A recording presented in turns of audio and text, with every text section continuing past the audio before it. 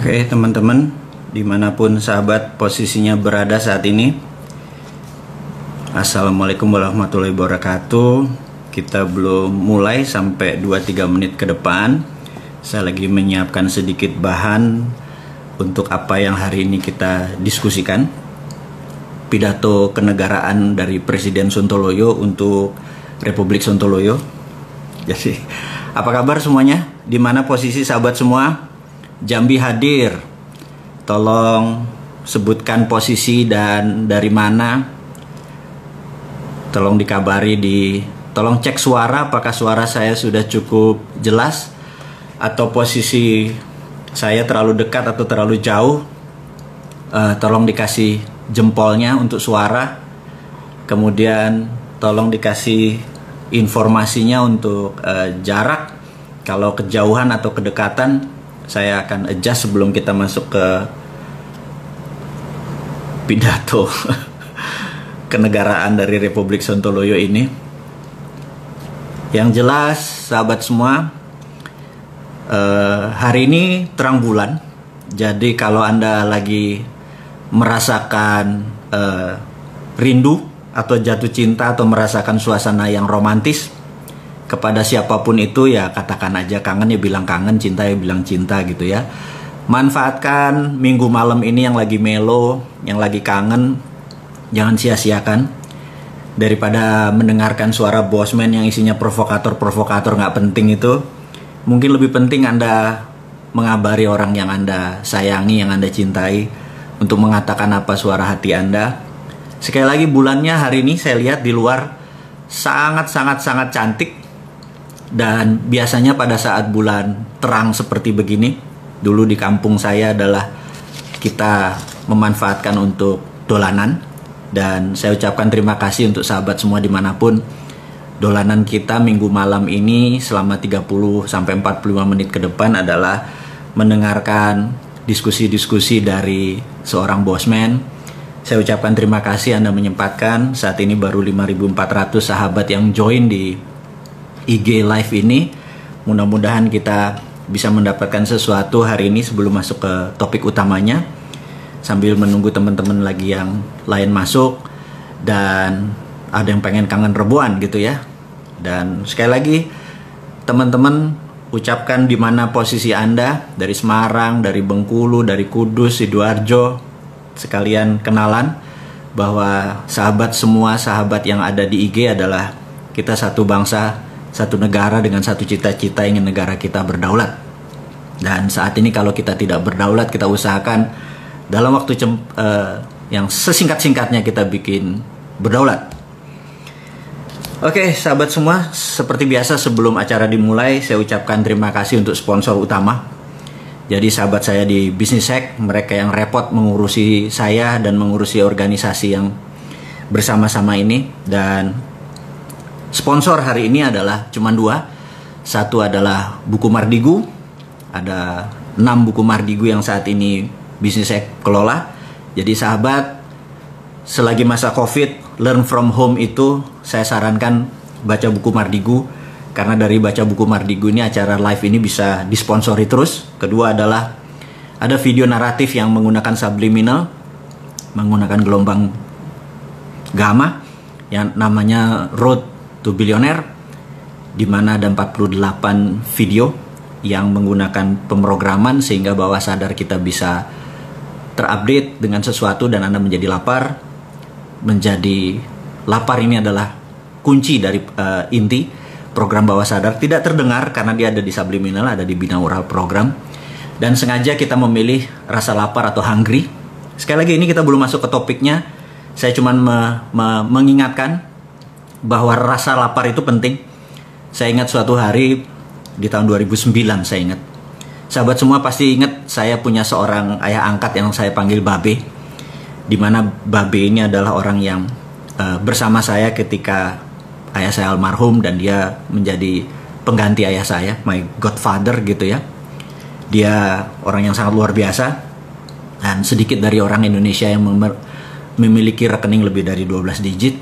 Jadi suatu hari, di suatu sore, dia umurnya udah 70-an tahun lebih, tahun 2009 saya pernah mengalami shit happen in my life. Jadi kehidupan berantakan. Ya, sekali lagi bahwa bisnis itu ada up ada down. Jadi saya duduk sore di kantor di tua, kantornya dia. Dan dia biasa lagi ngerokok dan saya tidak merokok kan. Jadi saya temenin dia di taman belakang. Sore-sore menuju maghrib. Terus saya bilang berkata, bagaimana caranya supaya gue kaya seperti lu gitu ya. Saya ngomong sama dia babe dan lu gua gitu ya. Dia diem aja, dia ngerokok gitu ya. Saya ngeliat nggak salah. Gimana caranya gue bisa kaya seperti lu gitu. Dia ngelihat saya, dia ngerokok lagi, cuek gitu. Lama-lama saya bilang, lu denger gak sih gue ngomong apa? Denger gitu. Emang kenapa? Gimana caranya gue bisa lebih kaya dari lu gitu. Dia narik rokok aja, diem gitu. Lama-lama, langsung aja deh gimana caranya gue kaya? Maka dia nengok saya, rokoknya dia matiin, dia bilang, lo lapar nggak? Lapar. Seberapa lapar? Lapar banget. Lalu apa jawaban dia? Dia ngeliat saya lagi, dia diem lagi. Jadi gimana? Gue lapar nih. Apa jawaban dia? Kalau lo lapar, lo nggak butuh gue. Lo tahu cara cari makan dan lo tahu cara kaya. Itu kalimat adalah kalimat yang dalam sekali bagi saya, sehingga saya tidak perlu penjelasan. Jadi begitu kita ngerti, no need an explanation. Tapi begitu kita nggak ngerti, berjuta penjelasan juga nggak akan pernah bisa mengerti. Perkataan itu sangat filosofis menurut saya. Dan sejak saat itu saya mengerti arti lapar. Jadi saya mengerti arti puasa. Saya mengerti artinya berat. Saya memandang lapar dari arti yang lain. Saya memandang puasa sejak saat itu dari arti yang lain. Jadi sahabat semua, menjadi lapar itu penting. Jadi how hungry you are mungkin tema hari ini. Sekali lagi, seberapa lapar itu adalah program bawah sadar yang ada di Road to Billionaire. Jadi kalau sahabat berkesempatan untuk membeli dan menonton, kemudian menggunakan headset ya untuk pemrograman ini dan ulang-ulangi, program lapar itu akan menjadi bawah sadar Anda. Dan begitu Anda lapar, Anda melihat dunia dari sisi yang lain. Anda bisa melihat the other flip of coin. Anda bisa melihat sisi lain dari koin tadi. Dan peluang-peluang itu ada di sisi lain. Jadi sahabat semua, kita akan masuk ke acara hari ini. Kayaknya sudah cukup prolog dari saya. Sekali lagi, Assalamualaikum warahmatullahi wabarakatuh. Sahabat semua, kita akan mulai bicara tentang geopolitik dan geostrategi, di mana ini adalah acara menjadi ciri khas dari acara mingguan atau 2 mingguan. Dan terakhir kita membicarakan adalah Pancasila sudah selesai, jangan dibahas lagi. Jika ada yang membahas, Anda ingin merubah kedaulatan bangsa Indonesia dan Anda berhadapan sama kita semua, sahabat Bosman Sontoloyo ini.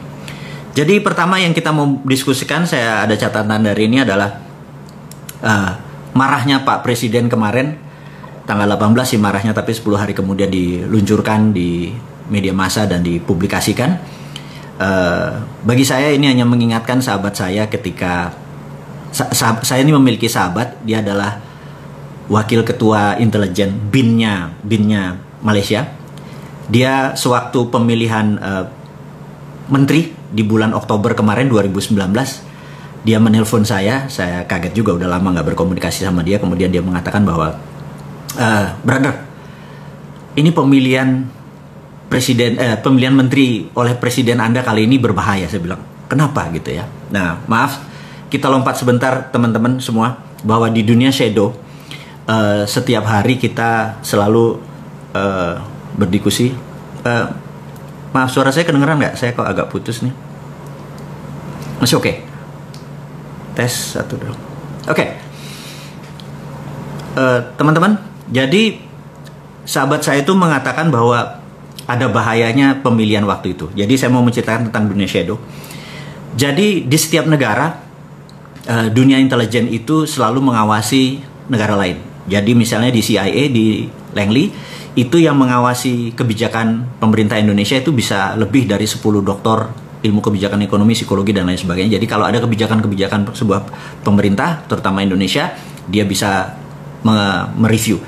Dan kita tahu intelijen di negara-negara ASEAN juga melakukan hal yang sama, karena Indonesia adalah kakak nomor 1 ya kalau di cerita kungfu itu, atau kakak tertua di ASEAN. Jadi setiap kebijakan yang dilakukan oleh pemerintah Indonesia pasti dimonitor oleh negara-negara tetangga kita, karena kalau itu bisa berbahaya atau bisa mengganggu atau itu bisa menguntungkan, mereka harus mengantisipasi atau membuat langkah-langkah kerjasama kalau itu menguntungkan dan lain sebagainya.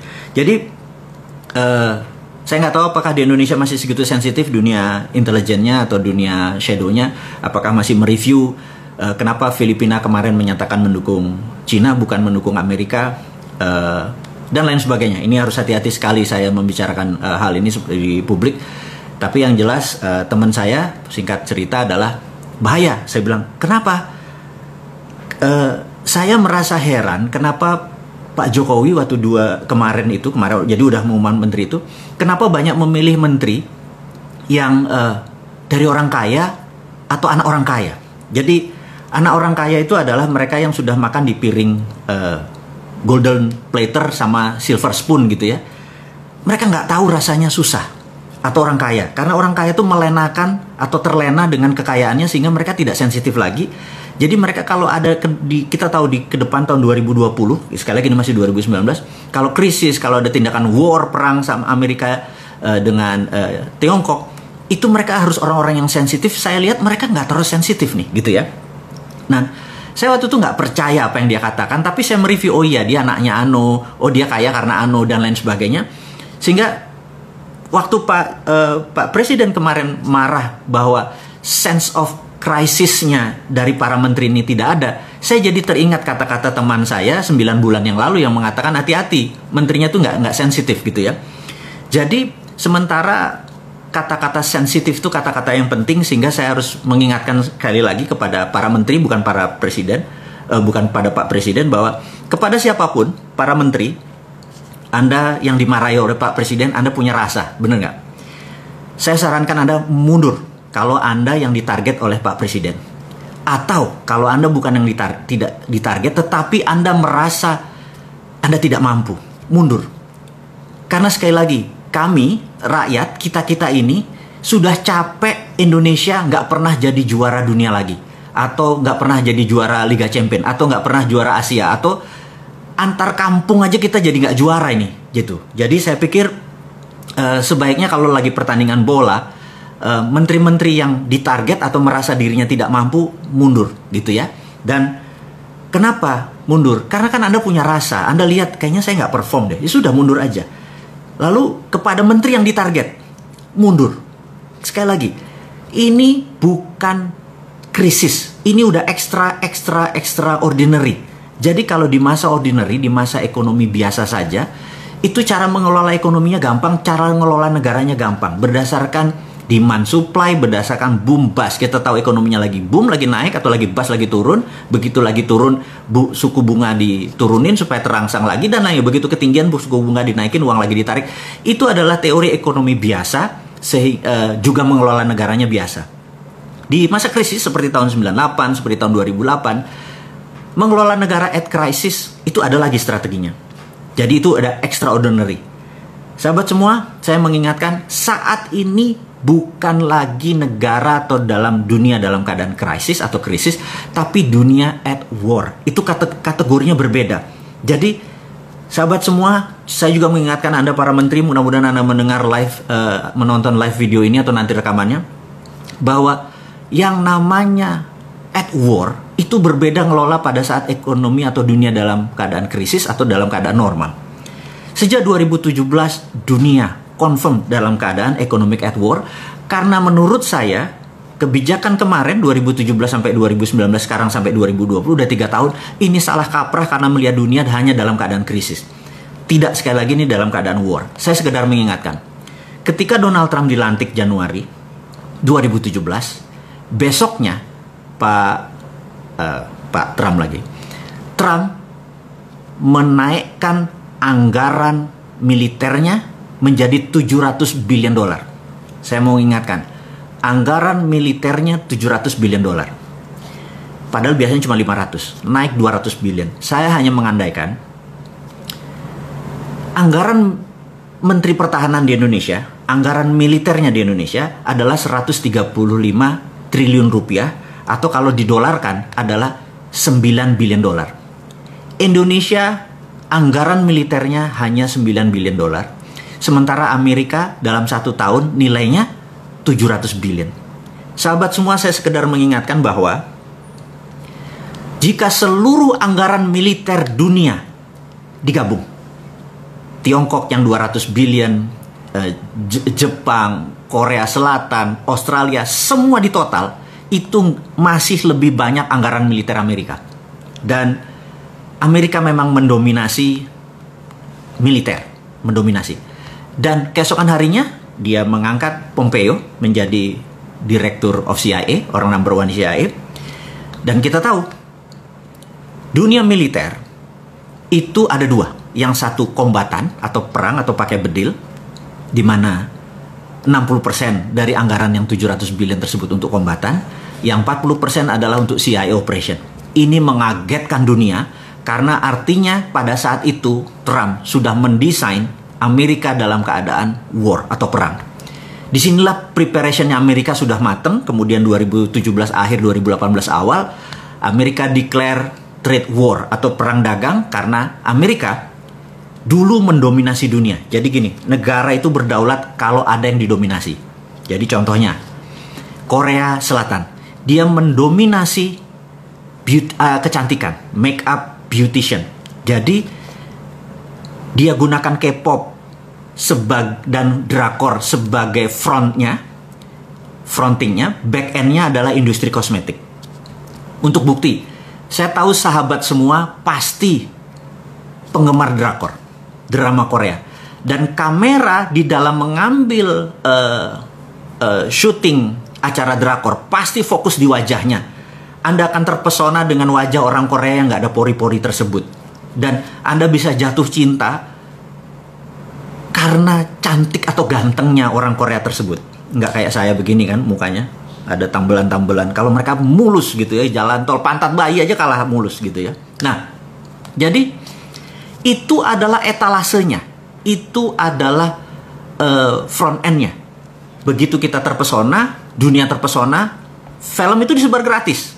Itulah kalau negara kompak dengan pengusahanya. Kemudian Korea mendominasi kosmetik. Di seluruh dunia kosmetik dikuasai oleh Korea. Dan itulah namanya world domination.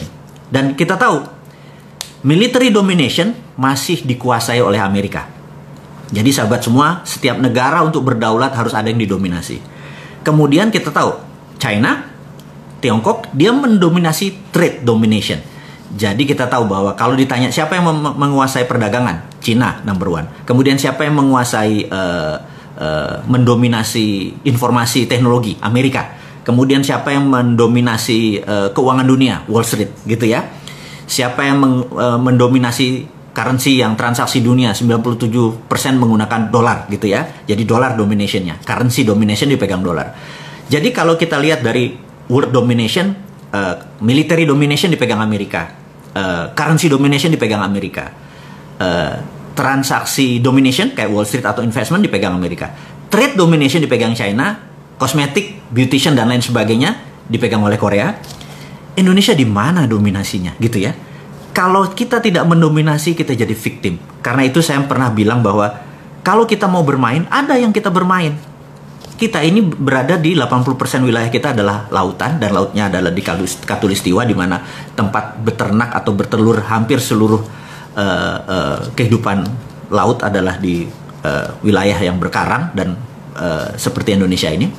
Sehingga kita punya teh jangan sampai di Bremen menguasainya, kita punya tembakau ada di Eropa juga pasarnya atau bursanya. Kalau kita mau mendominasi, ini yang saya mau sarankan ke pemerintah sekarang, kalau kita mau berdaulat, apa yang kita dominasi? Yang kita mau dominasi adalah bursa ikan. Jadi kalau bisa, Indonesia menentukan harga ikan dori, harga ikan apapun, salmon, apapun itu, karena kita bisa jadi raja ikan, dan ikan adalah binatang yang saat ini kita bisa mendominasi. Ada yang bilang mendominasi utang gitu ya. Sahabat semua, jadi kalau kita mau bernegara, mau menjadi negara berdaulat, seperti misinya kita, seperti impiannya kita, seperti tugas kita mengingatkan bernegara adalah, yuk menjadi negara berdaulat. cara berdaulat adalah ada yang kita dominasi. Ingat, setiap sesuatu itu pasti ada pasarnya, dan setiap pasarnya ada bisnis modelnya. Dan kita tahu military domination dipegang Amerika, kenapa kita mesti berkompetisi ke sana? Trade domination dipegang China, kenapa kita mesti menjadi negara pedagang juga malah jadi victimnya China gitu ya.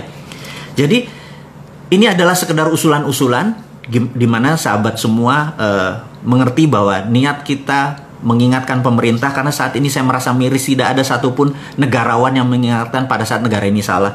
Padahal ada senior-senior kita itu misalnya Pak Tri Sutrisno, Pak Amin Rais, Ibu Megawati. Itu kalau ada milenial melakukan kesalahan, tempeleng aja mereka, kamplengi mereka, tapi ya sangoni, ini loh cara yang benar. Setelah dinasihati, ini cara yang benar. Jadi saat ini banyak kesalahan-kesalahan dari pemerintah atau kebodohan-kebodohan dari para menteri atau pejabat. Satu pun tidak ada negarawan yang mengingatkan dan meluruskan. Jadi apalah kita ini, komunitas kita ini tidak anti pemerintah. Kita ingin negara kita berdaulat, itu kita peringati dan kita kasih cara yang benar.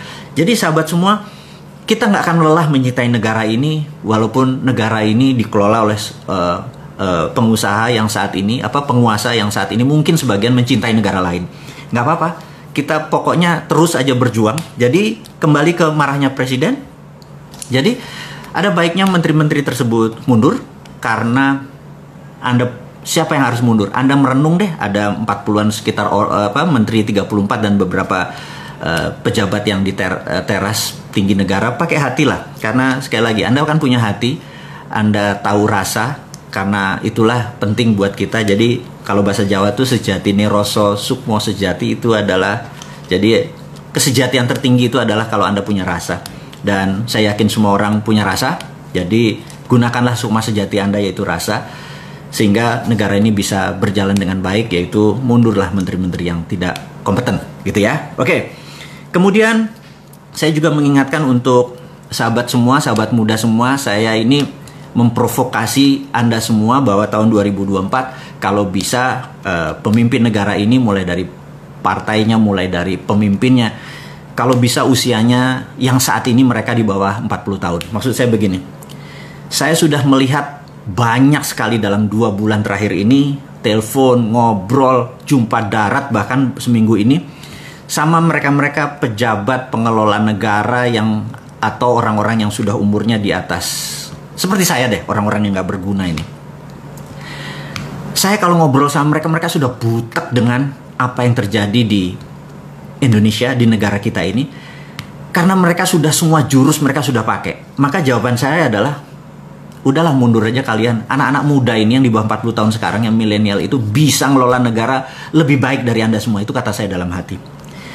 Saya sampai bingung begitu mengatakan, mengelola negara itu kita harus melihat current account kita, harus melihat cadangan devisa kita. Saya dalam hati, itu ilmu lama itu mah gitu, udah nggak kepake yang. Terus kita harus melihat inflasi. Saya bilang, inflasi, saya bilang. Saya cuman mau membicarakan begini, inflasi ya, bicara inflasi. Kalau harga Innova 200 juta, tapi nggak ada yang bisa beli Innova, mending mana? Harga Innova 1 miliar, tapi semua orang bisa beli Innova. Anda jawab sendiri deh.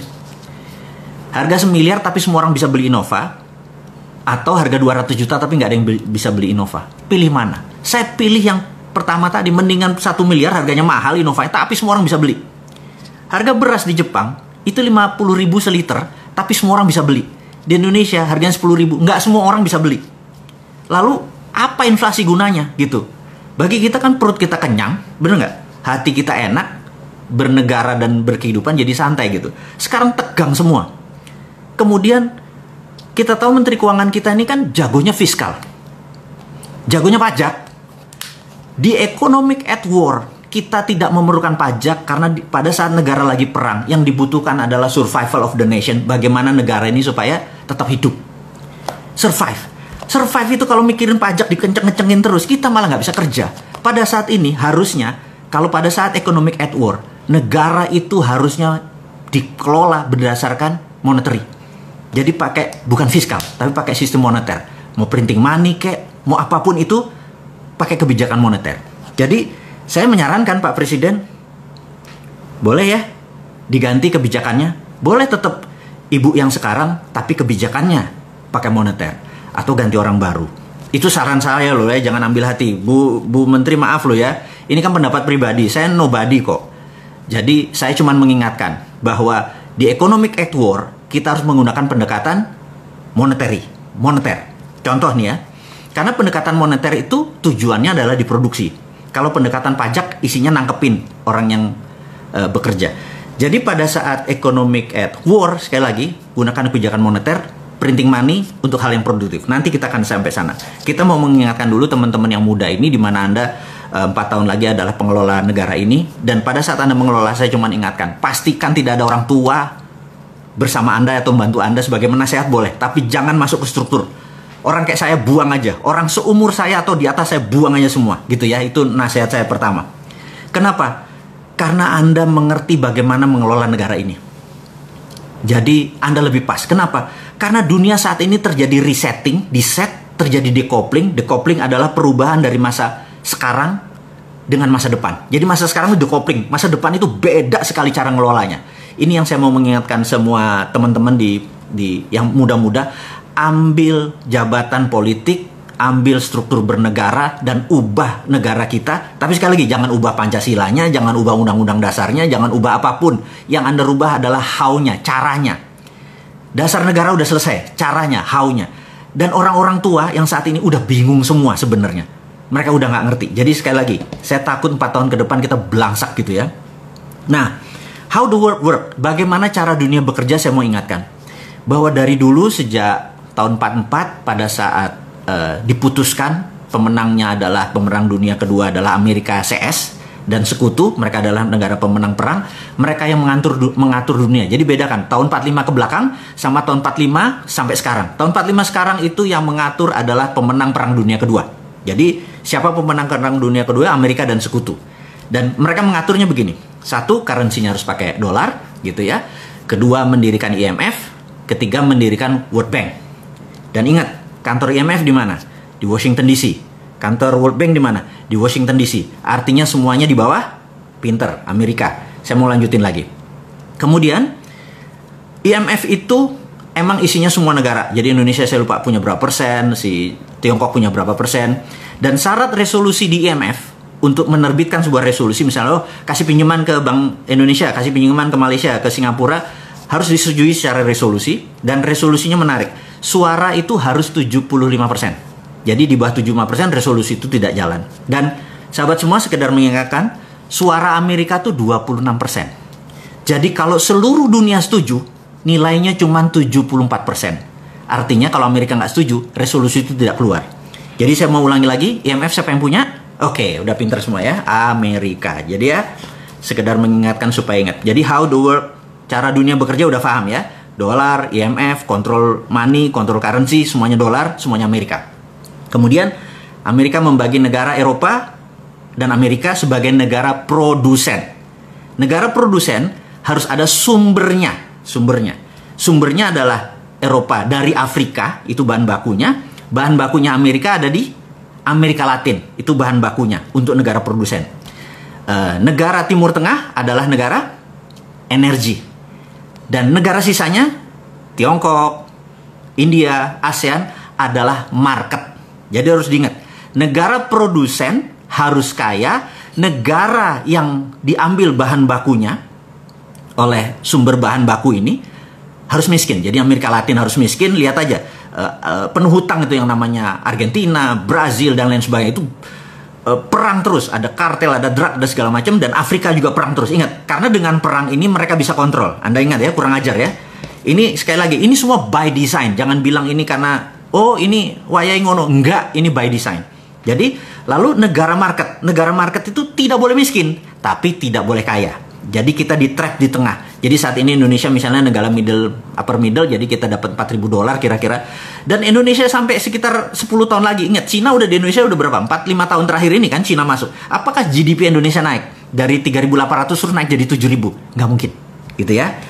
Terus Indonesia di bawah Amerika bakal naik nggak dari 4.000 terus ke 7.000? Nggak mungkin. Indonesia kan segini-segini aja naik 5-6%, 2-3%, kayak gitu aja terus. Karena kita adalah market. India adalah market. Tiongkok adalah market gitu ya. Nah, di tahun 90 ketika zamannya Ronald Reagan, di mana fokusnya Amerika adalah berperang lawan Soviet, dan kemudian fokusnya di energi, mereka lupa Cina waktu itu membangun infrastruktur tahun 90-an, membangun UKM-nya dulu, membangun produksinya, dan begitu tahun 2008 pada saat Olimpiade Beijing, dunia kaget. Ternyata Cina sudah menjadi produsen. Kalau udah jadi negara produsen, dia udah menjadi sejajar dengan Eropa, sudah menjadi sejajar dengan Amerika, maka Cina atau Tiongkok harus punya negara jajahan seperti Amerika di Amerika Latin, Eropa di Afrika. Sekarang pertanyaannya, siapa negara yang dijajah oleh Cina? Oke, Anda sendiri yang jawab. Saya nggak mau. Karena nggak mungkin Indonesia. Pejabat Indonesia pinter-pinter, orangnya pinter-pinter, nggak mungkin Indonesia. Kalau bilang Indonesia itu orang, itu fitnah itu, ya. Jadi Anda yang jawab. Anda yang jawab. Tapi Anda dalam hati tahu, anjrit, gue tahu tuh maksudnya bosman negara mana. Dan pejabatnya siapa, gue tahu gitu ya. Tapi wis, kita nggak usah ngegosip. Karena gosip itu nggak menyelesaikan masalah. Ini hanya mengajarkan, mengingatkan cara bernegara yang benar. Jadi sudah mulai mengerti how the world work gitu ya. Nah karena itu, kalau Amerika dan Eropa adalah negara pemenang perang, sekutu. Kalau dengan Cina, nah Cina ini lagi men-challenge Amerika, men-challenge dunia bahwa siapa yang jadi number one. Bagi saya adalah number one itu dominationnya Cina baru trade domination. Amerika masih mempunyai beberapa dominasi, yaitu teknologi, informasi, satelit, alat perang, dan lain sebagainya. Jadi kalau saya merasa kalau fisik mereka berperang, rasanya Amerika menang. Tapi sekali lagi, Cina negara yang sudah ribuan tahun budayanya berdiri, mereka pasti bermain. Nah disinilah saya mau melihat bahwa Indonesia harusnya mengambil kesempatan di masa ini. Ini nanti kita akan sampai sana. Ini yang saya kok nggak diambil sih, goblok bener lu gitu ya. Nah jadi begini. Saya sekedar mengingatkan, COVID hari ini kita harus diskusikan dulu sebelum kita masuk ke topik yang lain.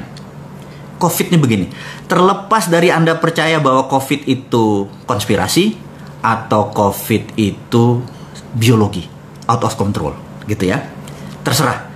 Tapi kita mikir yang netral aja. Anggap ini adalah memang biological event atau peristiwa maha dahsyat pandemik, memang biologi. Nggak ada yang mengendalikan, nggak ada. Jadi kita anggap kita adalah orang baik yang tidak punya persepsi buruk. Kita menganggap ini adalah kejadian yang normal. Oke. Kalau kejadian yang normal, maka untuk mengobati atau dunia vaksin itu dunia virus itu obatnya adalah vaksin. Jadi menurut pengalaman, vaksin itu kira-kira 12 sampai 18 bulan. Jadi kalau kita anggap bulan Januari 2020 dunia berkompetisi untuk membuat vaksin COVID, maka kira-kira tercepat adalah Januari 2021. Gitu ya.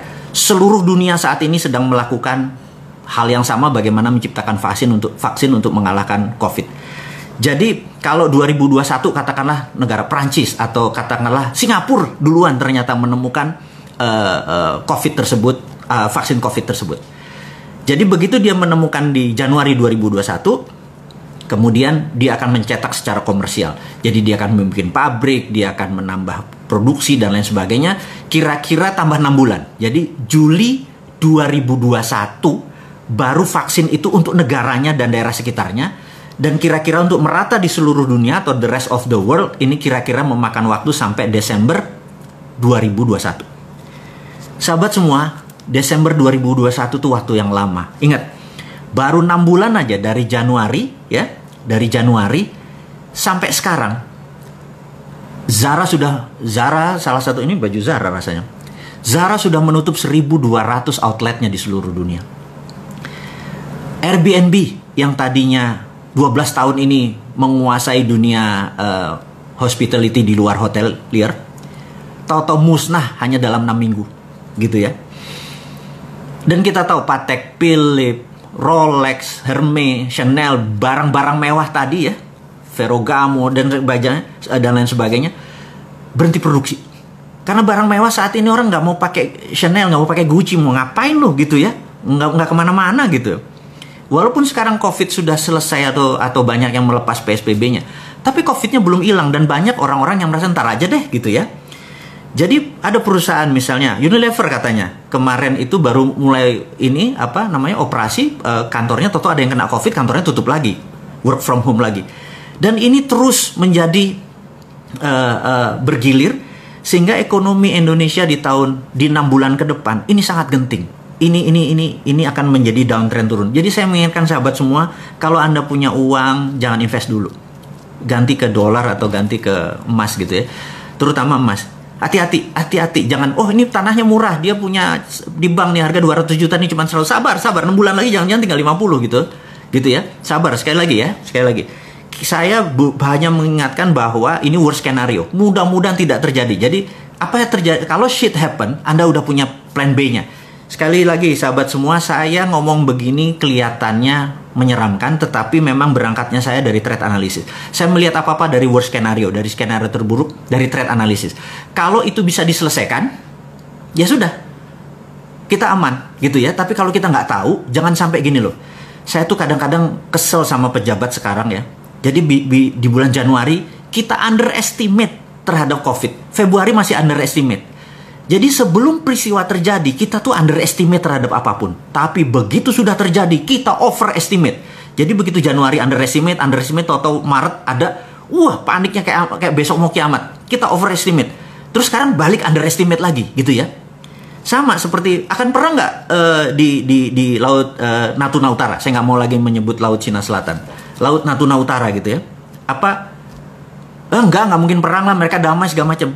Tapi kita underestimate. Begitu perang beneran, wah kita overestimate gitu ya.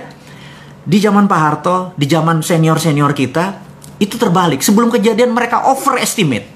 Begitu kejadian mereka udah tahu counternya gitu ya. Kembali kita sama. Kita sekarang overestimate aja dulu deh. Anggap COVID ini sampai 2021 baru selesai. Anggap itu dulu. Vaksinnya baru ada. Jadi kita harus sudah nyiapin 1,5 tahun ke depan ngapain. Overestimate. Kalau nggak kejadian nggak apa-apa gitu ya. Nah, kembali ke apa yang harus dilakukan. Jadi saat ini, sekarang kita balik. Kita tambah lagi, bukan dibalik.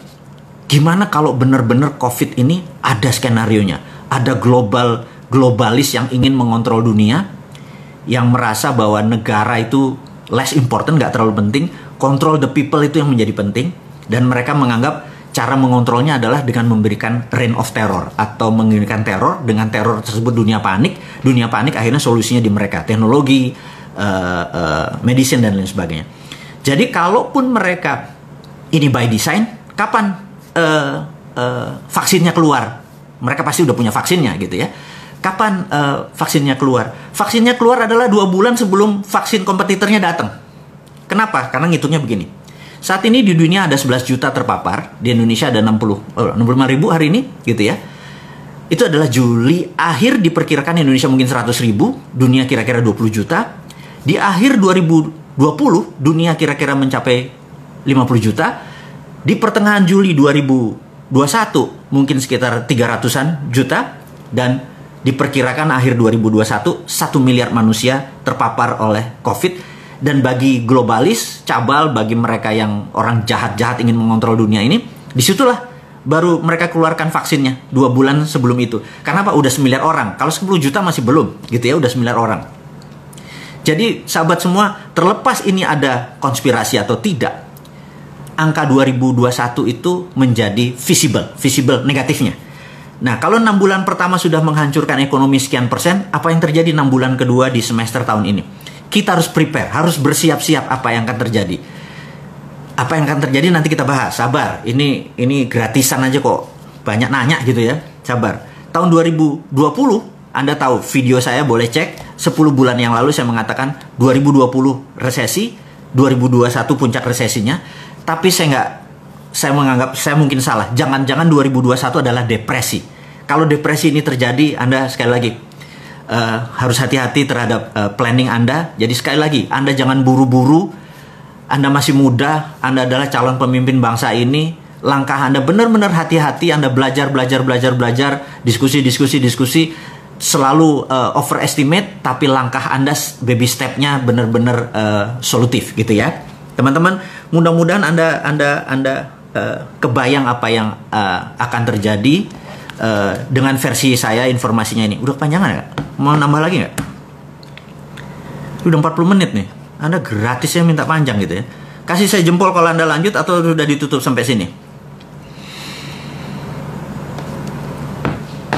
Oke, lanjut ya. Oke, saya kasih informasi lagi. Jadi kalau minggu kemarin kita bicara tentang MMT, Modern Monetary Theory, dengan SWF, Sovereign Wealth Fund, di mana kita udah punya contoh waktu itu kuda laut, kita pakai di zaman Pak Ibnu Sutowo, sekarang mereview aja. Kemudian kita menggunakan contoh seperti Dubai atau contoh seperti Aramco, Saudi Aramco, di mana ke depan mereka akan menggunakan Sovereign Wealth Fund, dan kita menyarankan Indonesia tidak perlu ngutang. Jadi contohnya gini, kita audit nikel kita, katakanlah nikel kita nilainya 1000 billion, kemudian 20% nikel kita forward, kita ambil uang 200 billion dolar untuk membangun Nusantara. Tidak perlu hutang karena kita memforward. Jadi bukan pinjaman ala Ibu Menteri. Ini beda karena ini kan negeri Sontoloyo ya, bukan negeri yang di seberang itu. Jadi kalau kita nggak bakal ngutang, ngutang tuh bukan kita banget. Ngutang tuh bukan anak milenial. Anak milenial tuh cash gitu ya. Karena kita kaya, bener nggak? Ngapain ngutang? Terus kedua adalah mengenai printing money. Printing money ini menjadi penting. Jadi kita tahu generasi tua di atas kita ini takut sekali sama namanya inflasi, karena mereka pernah merasakan susahnya inflasi. Atau negara tidak dikontrol seperti tahun 98, inflasi sangat cepat sekali sehingga barang-barang nilainya menjadi tak bernilai. Kemudian juga di tahun 60-an, 66 terutama, itu terjadi hyperinflation di Indonesia. Tapi sekali lagi, jika printing money itu mereka tidak setujui karena itu bisa menyebabkan negara dalam keadaan inflasi. Saya mau menerangkan tentang inflasi dengan cara yang sederhana. Jadi gini, inflasi itu tidak ada selama printing money-nya ada underlying. Ini harus diingat. Jadi saya sekedar mengingatkan sahabat semua, saya ulangi lagi, Anda mungkin pernah dengar tapi ya biar ilmu ini nancep ke dalam, repetition adalah segalanya. Repeat gitu ya. Jadi keunggulan adalah tidak ada. Keunggulan adalah seseorang yang merepeat sesuatu sehingga menjadi keunggulan. Saya akan repeat lagi. Jadi kita tahu di awal tahun 89 terjadilah dialog yang sangat menarik di mana Deng Xiaoping pada saat itu pemimpin Cina sedang berhadapan dengan demo masyarakat Cina yang pengen negaranya menjadi demokrasi. Kemudian ada 11 jenderal dari Partai Komunis Cina yang menghadap Deng Xiaoping bilang, lebih baik kita tidak menjadi negara demokrasi, mereka kita babat. Tapi kalau Anda memilih demokrasi, Anda memilih memenangkan perjanjian seperti dengan Ronald Reagan. Jadi waktu tahun juga ada perjanjian dengan Ronald Reagan untuk jadi Cina 40 tahun kemudian menjadi negara demokrasi. Kami bersebelas tebas saja lehernya gitu ya. Kami nggak usah ngikutin. Deng Xiaoping sangat dilema. Kemudian keputusannya adalah dia memilih sahabat dia, jenderal yang 11 itu. Kemudian dia libas itu demonstran dan Cina menjadi negara tertutup. Kemudian dia fuck IMF, fuck World Bank. Dia udah nggak butuh gitu ya. Baik. Akhirnya mereka berdua-belas rapat, dan rapat ini menjadi sangat fenomenal karena ada sebuah tagline yang saat ini masih ada, yaitu hari itu, momen itu adalah ada sebuah kata-kata ya namanya the secret meeting that changed China. Disitulah adalah masa meeting rahasia yang merubah Cina sampai sekarang. Yaitu mereka menggunakan dua currency, satu renminbi, satu yuan. Yuan untuk di luar China, renminbi di dalam Cina. Renminbi dicetak berdasarkan proyek. Nah, saya memberi contoh nih ya. Saya memberi contoh. Gimana caranya pada saat misalnya si Sontoloyo ini jadi presiden. Contoh ini ya, jangan ngarepin, saya nggak akan pernah mau. Jadi, contoh, jadi gini. Jadi suatu hari Menteri PUPR datang. Lapor Pak Presiden, kita perlu bangun 1 juta rumah. Oke? Terus Menteri BUMN, Anda perlu berapa? Perlu 100 triliun Pak. Oke, Menteri Keuangan print 100 triliun, kasih Menteri BUMN, kemudian Menteri BUMN itu akan membagikan uang 100 triliun itu kepada pabrik, misalnya pabrik baja untuk besi, pabrik kusen kayu, pabrik paku, pabrik bata, dan semua tidak boleh ada unsur impor. Jadi semuanya lokal, dan begitu bangunan itu dibangun jadi tidak boleh ada bunga. Orang bayar tidak boleh ada bunga. Kemudian tidak boleh harga dinaikkan. Jadi misalnya 1 meter persegi dari bangunan tersebut adalah 3 juta per meter, makanya 100 meter persegi ya 300 juta. As it is. Kemudian begitu masyarakat membeli, uang itu diambil, Menteri BUMN kasih ke Menteri Keuangan. Setiap uang masuk, bakar. Setiap uang masuk, bakar. Kemudian 5 tahun kemudian begitu gedung jadi, gedung itu dibeli oleh masyarakat, uangnya masuk lagi, bakar senilai yang sama. Apa yang terjadi? 100 triliun tersebut dibakar. Kemudian underlay-nya adalah perumahan yang 1 juta unit tadi. Inflasinya di mana? Nggak ada. Itulah yang dibangun oleh Cina. Kenapa Cina segitu besar? Jadi Cina membangun itu berdasarkan project. Print renminbi proyek. Dulu renminbi dan yuan itu benda yang berbeda. Tapi sekarang 30 tahun kemudian renminbi dan yuan satu, udah nggak kita bicarakan lagi. Nah, kemudian begitu Amerika saat ini perang sama Tiongkok, apa yang dilakukan oleh Amerika? Amerika bisa melakukan dollar reset value. Apa itu dollar reset value? Dollar reset value itu begini. Cadangan devisanya Cina berupa dolar sekitar berapa? 2 triliun dolar atau 2000 billion. Apa yang terjadi kalau dolar dipotong jadi separuh sehingga nilai devisa dia menjadi separuh? Indonesia yang 130 billion dolar dipotong separuh, bubar Indonesia ini langsung, nggak bisa beli minyak, nggak bisa beli pangan dan lain sebagainya. Jadi sangat sensitif begitu devisanya dipotong. Apa yang Cina lakukan saat ini? Dia menciptakan e-renminbi. E-renminbi ini adalah digital renminbi, new printing money. Jadi Amerika mau potong separuh, bodo amat, gue udah punya, gitu ya. Nah, jadi saya sarankan kepada Pak Presiden, teman-teman kita sepakat di Republik Sontoloyo ini untuk mengingatkan Presiden kita di negara tetangga itu bahwa kalau mau keluar dari masalah bangsa Indonesia, print money, gunakan e-rupiah. Base-nya apa? Kalau e-rupiah kan digital, gunakan blockchain. Karena blockchain itu kan trusted open ledger, sehingga uang keluar kemanapun bisa. Waktu kita menganggap ini sudah cukup beredarnya, kita tarik kembali dengan strategi blockchain, ketarik juga. Sehingga tidak ada inflasi. Inilah solusi untuk menolong bangsa ini untuk menjadi bangsa yang besar, melebihi Tiongkok, melebihi Amerika dalam waktu sekejap. Jadi, hater dan buzzernya Bosman itu adalah kaki tangannya Amerika dan Tiongkok yang tidak pengen Indonesia berdaulat. Dan sahabat semua, Anda jangan takut untuk proyek ini dikorup. Anda itu berpikir kuno. Kalau ada berpikir, oh nanti gimana dikorup? Nggak mungkin dikorup karena ini pakai blockchain. Dan nggak mungkin dikorup karena ini ada underlayingnya. Sekali lagi, sahabat semua, lupakan cara berpikir lama. Lupakan inflasi, lupakan itu namanya dikorup segala macam. Ini blockchain. Dan strategi ini simple, negara tidak usah menggunakan infrastruktur yang lama, gunakan infrastruktur yang baru. Gunakan infrastruktur yang baru. Caranya bagaimana? Saya punya sahabat, saya punya sahabat begini. Sahabat saya manggil Kak Camah, dia usianya mungkin 15 tahun di atas saya. Kakak saya ini seorang wanita yang punya masalah di otaknya. Jadi kalau ternyata pas di CT scan itu ada blocking di kepalanya. Jadi tapi kalau dia dioperasi itu kemungkinan selamatnya cuma 30%. Jadi sementara kalau dia lagi kesakitan itu painkiller termahal pun tidak bisa menyembuhkan rasa sakitnya. Jadi apa yang terjadi? Begitu dia sakit dia bisa pingsan. Kemudian gimana solusinya? Dia dioperasi, chance peluangnya kecil, sementara di kepalanya ada blockage atau pemblokan. Jadi kalau di jam 9 malam dia mulai ngebatik, pakai canting dia ngebatik gitu ya. Tidur jam 3 pagi atau habis subuh dia baru tidur. 2 tahun kemudian dia merasa heran kok selama pusingnya atau penyakit kepalanya nggak hilang gitu ya. Kemudian dia ke Singapura untuk CT scan. Sahabat semua, apa yang terjadi? Allah itu luar biasa.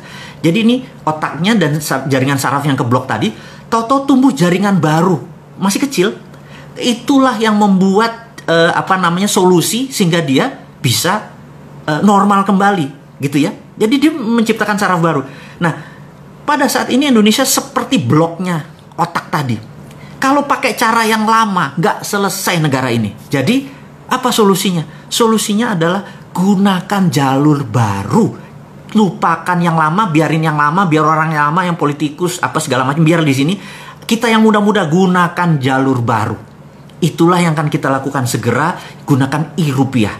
Jadi sahabat, rasanya kalau bisnis seperti apa yang kita sebut tadi atau ekonomi seperti tadi kelihatan gampang. Sesungguhnya segampang itu. Yang dibikin rumit itu mereka supaya kita anak muda atau Anda, bukan saya udah tua. Yang anak muda seperti kalian semua itu tidak mau mengelola negara ini.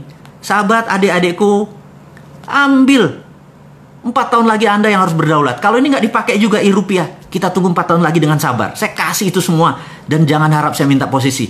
Anda yang lebih berdaulat. Saya cuma mau ngewirit jagongan aja lah. Makan jagung di rumah, guyang-guyu, ketawa-ketawi. Itu membuat umur saya mungkin jadi 100 tahun. Daripada saya harus berada di tengah-tengah Anda yang muda-muda, saya malu. Gitu ya. Jadi, sahabat semua, di ujung pembicaraan topik hari ini, semoga sahabat semua berkenan, semoga sahabat semua bisa menjadi panji-panji pejuang-pejuang digital patriotism, di mana kita akan merebut kembali kedaulatan, tidak mulai dari kapanpun, tapi dari sekarang. Anda harus terus belajar, Anda terus semangat. Sekali lagi, COVID itu ada, dan kita harus nggak boleh kalah dengan COVID. Globalis itu ada, kita nggak boleh kalah dengan globalis. Kita harus punya strategi itu. Kita terus berjamaah, kita terus saling kontak, kita terus selalu bersama-sama. Akhirul kalam dari saya ucapkan